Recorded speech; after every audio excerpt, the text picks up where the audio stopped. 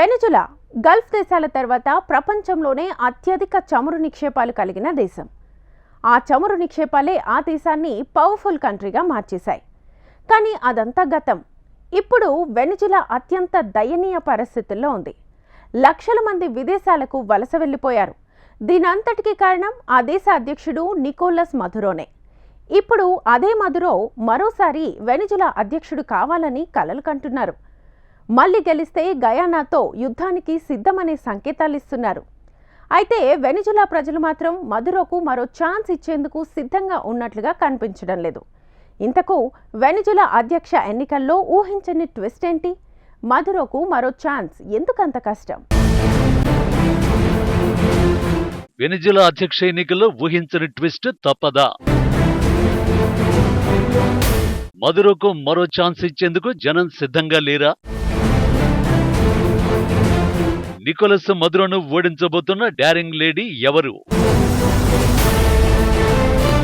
Venezuela ప్రపంచంలోనే అత్యధిక చమురు నిక్షేపాలు ఉన్న లాటిన్ అమెరికా దేశం. ఆయన అత్యంత నిరుపేద దేశాల జాబితాలో అగ్రస్థానంలో ఉంది. 25 ఏళ్లుగా సాగుతున్న స్వయం ప్రకటిత సామ్యవాద కూటమి నియంతృత్వ పాలనే అందుకు ప్రధాన కారణం. నిరసనలపై ఉక్కుపాదం, హక్కుల అణచివేత, విపక్ష నేతలకు సంకెళ్లు తదితరాలతో వెనిజులా యువత విసిగిపోయింది. దీనికి తోడు అంతర్జాతీయ సమాజం ఆంక్షలతో ఆర్థిక వ్యవస్థ కుప్పకూలి, ఉపాధి అవకాశాలు లేకపోవడంతో కట్టగట్టుకుని దేశం వేడుతోంది. నిండా 3 కోట్ల జనాభా కూడా లేని దేశంలో గత 10 ఏళ్లలో ఏకంగా 80 లక్షల మంది విదేశీ బాట పట్టారు.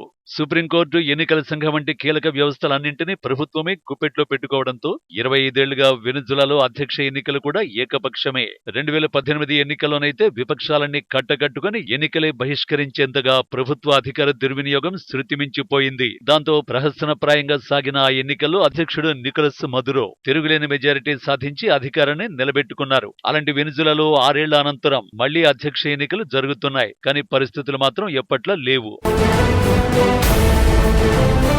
అవును, వెనిజులా అధ్యక్ష ఎన్నికల్లో పరిస్థితులు భిన్నంగా ఉన్నాయి. విపక్షాలన్నీ ఒకతాటిపైకి వచ్చి మదురోపై ఉమ్మడి అభ్యర్థిని నిలబెట్టాయి. విపక్షాల ప్రచార సభలకు జనం విరగబడుతున్నారు. ఎన్నికల ప్రక్రియపై ఎప్పుడూ లేనంత ఆసక్తి, ఉత్సుకత వారిలో కనిపిస్తున్నాయి. దాంతో అంతర్జాతీయ సమాజం కూడా ఈసారి ఎన్నికలను అత్యంత ఆసక్తితో వీక్షిస్తోంది. ఇన్ని మార్పులకు కారణం ఒక్క మహిళ. మదురోకు ముచ్చెమటలు పోయిస్తున్న ఆమె విపక్ష నేత మరియా కొరీనా మచ్చాడో. వెనిజులా అధ్యక్ష ఎన్నికల బరిలో 10 మంది ఉన్నారు. ప్రధాన పోటీ 61 ఏళ్ల మదురో, విపక్షాల ఉమ్మడి అభ్యర్థి ఎడ్మండో గొంజాలెజ్ రూపంలో ఇద్దరి మధ్య కేంద్రీకృతమైంది. కానీ అసలు పోటీలోనే లేని 56 ఏళ్ల మచ్చాడో పేరు మాత్రమే దేశమంతటా మారుమోగిపోతోంది. ఎన్నికల ప్రచారం పొడవునా ఆమె సెంటర్ ఆఫ్ అట్రాక్షన్ గా నిలిచారు. అటు అధికార United socialist party of Venezuela, ఇటు విపక్ష యూనిటరీ ప్లాట్ఫామ్ కూటమి ప్రచారమంతా ఆమెనే కేంద్రంగా చేసుకుని సాగింది. ముఖ్యంగా మదురో ప్రసంగాలన్నీ ఆద్యంతం మచ్చాడోను విమర్శిస్తూనే సాగాయి. ఆమె ఎన్నికల పోటీకి దూరమైన వైనము ఆసక్తికరమే. విపక్ష అభ్యర్థిని తేల్చేందుకు గత ఏడాది జరిగిన ప్రైమరీలో దేశవ్యాప్తంగా జనం వెల్లువలా వచ్చి మచ్చాడోకు ఓటేశారు. దాంతో ఆమె రికార్డు స్థాయిలో ఏకంగా 93% ఓట్లు సాధించారు. ఆ వెంటనే ప్రభుత్వం ఆమెపై అవినీతి ఆరోపణలు మోపి ఎన్నికల్లో పోటీకి అనర్హురాలిగా ప్రకటించింది. విపక్ష ప్రైమరీనే చట్టవిరుద్ధంగా ప్రకటించింది. ప్రైమరీని చట్టవిరుద్ధంగా ప్రకటించడమే కాదు, మచ్చాడోకు మద్దతుదారులైన నాయకులు, జర్నలిస్టులు, హక్కుల నేతలు తదితరులందరిపై కేసులు పెట్టి జైళ్లకు పంపింది. ప్రభుత్వం గుప్పెట్లో ఉన్న సుప్రీంకోర్టు కూడా వేటుని సమర్థించక తప్పలేదు. అయినా మచ్చాడో వెనక్కి తగ్గకుండా పెద్దగా జనాకర్షణ శక్తి లేని మాజీ దౌత్యవేత్త గొంజాలెజ్ ను తనకు బదులుగా రేసులో దించారు. తనపై వేటునే పెద్ద ప్రచారస్త్రంగా మలుచుకుని సుడిగాలి ప్రచారంతో హోరెత్తించారు. ఫలితంగా మదురో ప్రభుత్వ అవినీతి, అస్తవ్యస్త పాలనపై ఆమె విమర్శలకు ప్రజల నుంచి విపరీతమైన స్పందన లభించింది. దాంతో అందరి దృష్టి ఈ ఎన్నికలపైనే పడింది. వెనిజులా మొత్తం ఓటర్లే 2.1 కోట్లు. వారిలో 40 లక్షల మందికి పైగా విదేశాల్లోనే ఉన్నారు. మదురో పాలనపై వారిలో తీవ్ర అసంతృప్తి నెలకొన్న నేపథ్యంలో వారెవరూ ఓటేసే వీలు లేకుండా ప్రభుత్వం జాగ్రత్తలు తీసుకుంది. లెక్కలేనన్ని కొత్త నిబంధనలు తేవడంతో ప్రవాసుల్లో 69,000 మంది మాత్రమే ఓటింగుకు అర్హత పొందారు. వారిలో ఒక్క ఓటు కూడా మదురోకు అనుకూలంగా పడే అవకాశమే లేదని సర్వేలు చెబుతున్నాయి. ఆ మాటకొస్తే మదురో గెలుపు కూడా ఇంపాసిబుల్ అంటున్నాయి. ఆయన 11 ఏళ్ల పాలనలో దేశం అన్ని రంగాల్లోనూ కుప్పకూలిపోయిందంటూ జనం ఆగ్రహంగా ఉన్నారు. కొన్నేళ్లుగా మదురోపై దేశవ్యాప్తంగా వ్యతిరేకత తీవ్రతరమవుతోంది. సరిగ్గా ఈ వ్యతిరేకతను దృష్టిలో పెట్టుకుని మదురో ఓ మాస్టర్ స్ట్రాటజీని తెరపైకి తీసుకొచ్చారు. అదే ఎసెక్విబో ఆక్రమణ. వెనిజులాకు ప్రధాన ఆదాయ వనరు చమురు నిక్షేపాలే. 1920-70 మధ్య వెనిజులాలో చమురు నిక్షేపాలు కనుగొన్నారు. ప్రపంచంలోనే అతి పెద్ద నిక్షేపాలు అవి. చమురు ధరలే ఏ దేశ ఆర్థిక ప్రగతినైనా నిర్ణయిస్తాయి.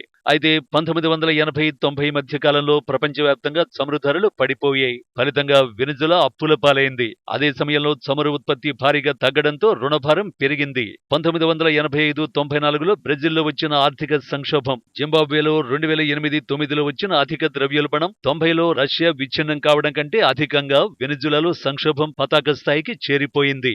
ఆనాటి నుంచి ఇప్పటి వరకు ఆ దేశాన్ని కష్టాలు వీడటం లేదు. సింపుల్ గా చెప్పాలంటే వెనిజులా కష్టాలకు కారణం చమురు నిక్షేపాలు తరిగిపోవడమే. ఇదే సమయంలో పొరుగు దేశం గయానాలో చమురు నిక్షేపాలు భారీగా బయటపడ్డాయి. గత 3 నెలల చమురు ఉత్పత్తిలో గయానాదే పైచేయిగా ఉంది. అందు కారణం ఎసెక్విబో ప్రాంతంలో భారీగా ఉన్న చమురు నిక్షేపాలే. ఇది తెలుసుకున్న వెనిజులా అధ్యక్షుడి కన్ను గయానా చమురు నిధిపై పడింది. అధ్యక్ష ఎన్నికల్లో గెలవడానికి దాన్నే అస్త్రంగా మలుచుకున్నారు.